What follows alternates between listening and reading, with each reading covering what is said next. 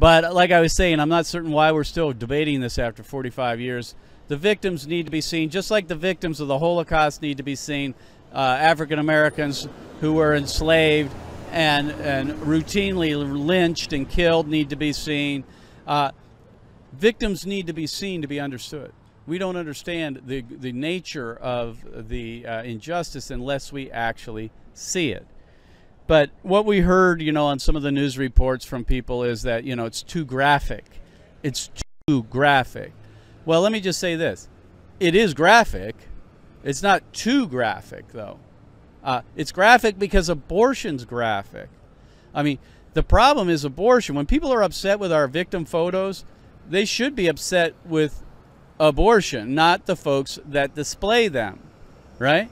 That should be an afterthought. That shouldn't be the main issue that they have. But unfortunately, people take their anger sometimes out on those who display the victim imagery rather than channeling their angst or whatever kind of determination they have towards ending the killing. So it is graphic because abortion's graphic. Number two, people say it's ineffective. It's ineffective. It doesn't work. That abortion victim photos don't work. Well, I mean, I could bury people in anecdotal evidence of women and men who have changed their minds because of the victim photos. I can also share or testimonies, anecdotal evidence from men and women who have chosen not to abort at facilities like EMW right here. So, we have all kinds of anecdotal evidence. A lot of people say, oh, well, where are your studies? Where are your studies? I don't remember Martin Luther King Jr. actually asking for a study as to whether photos and images of African Americans being water cannoned or African Americans being beaten to their knees as they attempted to vote or that kind of thing. That nobody had to commission a study as to whether that worked or not. Dr. King just intuitively knew that injustice that's hidden is always tolerated. He just knew that, and he said America, he was out to shame America before the world, And so we didn't need to issue or try to get a study started. It wasn't necessary because we know they work. Plus, we just believe the victims need to be seen. Bottom line. Because if you don't see them, then obviously the cover-up's only going to lead to more injustice. So that's why there haven't been studies. Also, the groups that use victim photography don't have $2.5 million. They don't have $5 million. Don't have $10 million. They don't have 2.5 years to issue a study and they're not going to spend their money to do that anyway. If they had $2.5 million, I tell you, if I did, I wouldn't spend it on a victim image survey. I'd put it to work right here to save lives. I put it to work on college campuses or high school campuses, which is where we spend the majority of our time. I think that would be a wiser use of our money rather than these studies, which, they may or may not prove or disprove whether they work or not. That to me is a waste of time. So some think that the victim photos don't work at the clinics. Now, most people who are against victim photography don't think they work anywhere. I mean, they say that we shouldn't be showing them anywhere, and I don't understand that. I mean, I can understand at least at some level the debate or discussion that we might have as to whether the victim photos work on a sidewalk in front of an abortion clinic.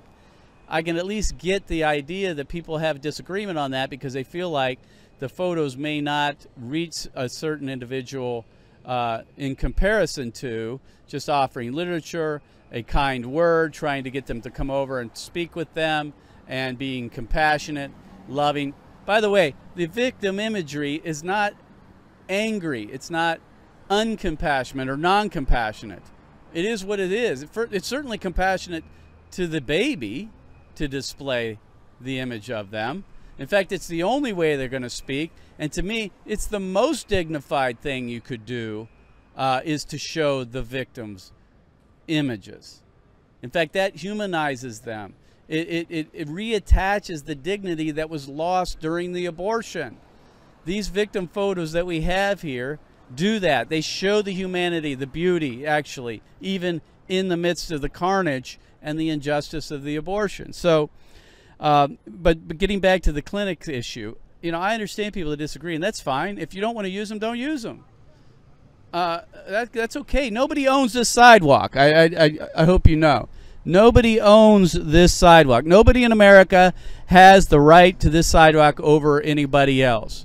And I'm afraid that some folks think they own the sidewalk. They can tell people what to do, or at least say, you shouldn't be doing this, you shouldn't be doing that, don't do this, don't do that.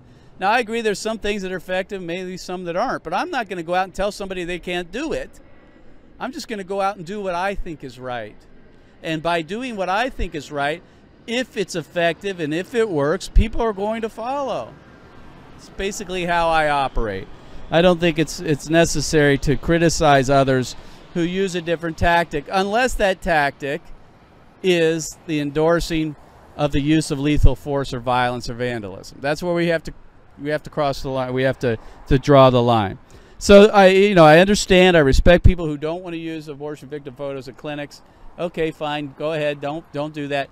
But you don't own the sidewalk, and neither do we. And I would never tell someone how they should reach out to someone here. I mean, obviously there's some certain protocols and principles that we all think are wise, like being compassionate, loving, caring, reaching out in kindness, not raising our voice unnecessarily, not getting angry. All of that we understand, and I think we hold to all that. I mean, I've never yelled at a person coming into an abortion clinic. I may have projected my voice. I think there's a difference because of the situation. Like here, it's very noisy, or I might have a long way between myself and the person going inside, so I might have to project my voice. But, you know, I think there's room for lots of ways of approaching people on a sidewalk in front of an abortion clinic. But so that, let me just say that, again, I'm open to the idea that people disagree, and that's fine. We have a certain way of doing it. We feel it's effective. Others have different ideas. That's fine as well. Just all I ask is that people just stay out of our way. I don't really care if people do the way we do it. I'm not on a crusade to get people to use abortion victim photos. You know, frankly, I don't really care. That's not up to me. That's up to them and God, how they go ahead and operate and want to reach people. That's up to them. I dropped that a long time ago. What I want to be as effective as possible myself, and for those that I might have some influence over in my network, maybe I can lead them also to go out and do similar things. So that's how I stand on that. Lots of folks have said it backfired here. Using the Jumbotron backfired. I love that term, backfired. Like any activism, and I'll just say this, short of the use of force or vandalism or what that, but any activism on behalf of preborn babies, how does that backfire when most of the country is doing absolutely nothing and the majority of the church is almost, well, very much apathetic? I would rather people go out and do it possibly wrongly, and that would be up to somebody's opinion, possibly, or interpretation, or particular notion of what's the best way to do it. I'd rather them go out and do it and not do it the way I do it, per se, or the way others do it, than not do it at all. And so what will we have? This idea that it backfires, that it draws people away. First of all, it doesn't do that. I mean, if showing a victim of abortion makes someone more pro-choice, okay, they got a point. But I've never met anybody who looks at a victim and says, I want to do that now. I think I want to do that now.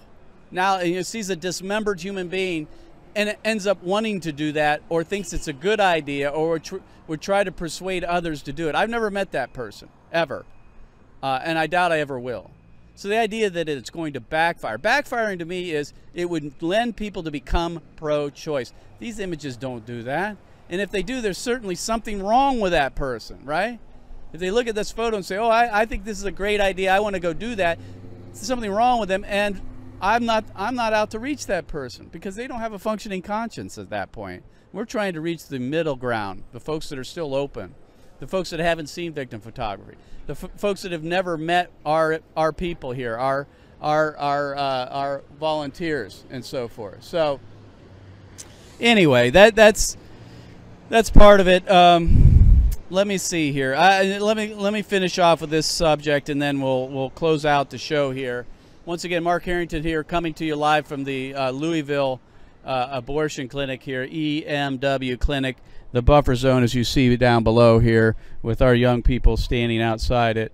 Of course, the place is closed now. The women have come, unfortunately, probably, and had their abortions for the day. But we're here just because I wanted to demonstrate what was going on here. I wanted our young people to witness what was happening as well. And so that's the deal. So if you would, Sam, let's just focus on the back of the, let's go over here to the sign. So here's the situation. We have a duty and responsibility to represent the victims the best way we know how. To me, it's more than whether the victim photos are effective. It's more than that. To me, I have a personal responsibility to be in solidarity with those who suffer.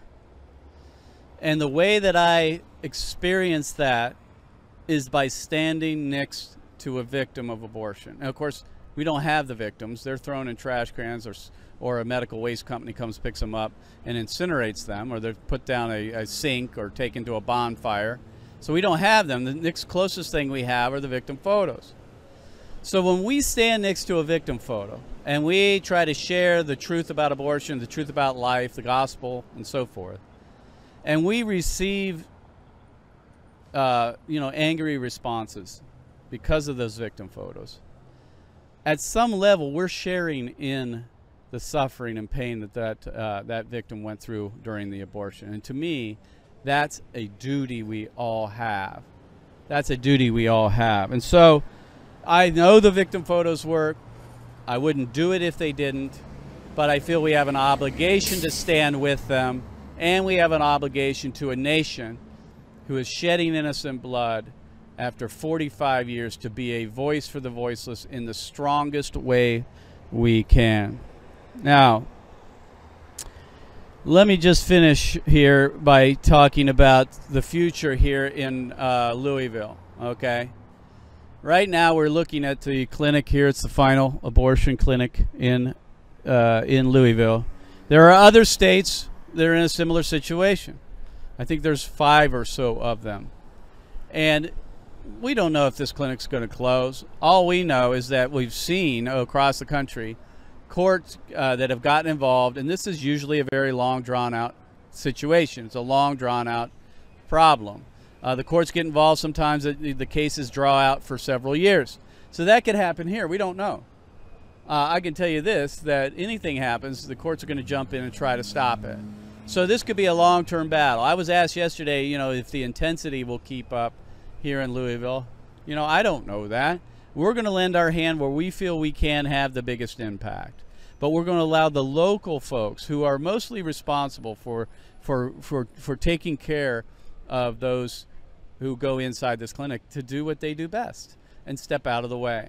We're trying to draw national attention along with others to bring this to the fore as a national discussion and get people to think that we are on the verge of ending abortion in the first state in America. And it may happen here in Kentucky, it could happen in Oklahoma, it could happen in Arkansas, North Dakota, South Dakota, who knows where, but it has a very good likelihood of happening here, and that's why we're here. So folks, I'm coming to you live from the EMW clinic here in Louisville, the last abortion clinic in Kentucky, and we are here this week with Operation Save America and the local folks who have been also holding nightly rallies. And by the way, those nightly rallies have not been OSA speakers. They've been local leaders, pastors, local pro-life organizations that have been speaking at those events. I had a short moment to discuss what's happening with Stericycle, and that was it.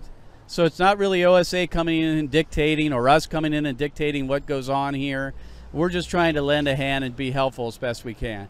So I hope that clears some things up on what's happening here. Once again, if you would, Sam, let's pan out and look at this this buffer zone right here. We have our folks praying right now for this buffer zone to go away. This is going to go away in 14 days, but there will be there is a looming battle with the city that there could be a buffer zone put in by them. So that's going to continue to be at the forefront of the battle here in Louisville. Folks, our Jumbotron is going to be making its way across the country. We have other projects coming this fall. Folks, be with us, stand with us, pray with us. Pray for our young people here who have done yeoman's work this week, been out on the street for 8-10 hours a day in the hot. It's been about 95 degrees each day. We've been blessed to be here, be part of this historic effort to end abortion in Kentucky and make it the first abortion-free state in America. So we'll see you next time, 1 p.m. Eastern Time, every Thursday, here on all these social media platforms, the Create Equal Facebook page. God bless you, God bless America, and remember, America, to bless God.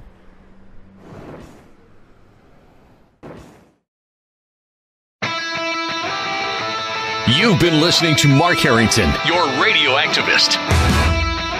For more information on how to become a witness against the evil plague in America, call Created Equal at 614-269-7808.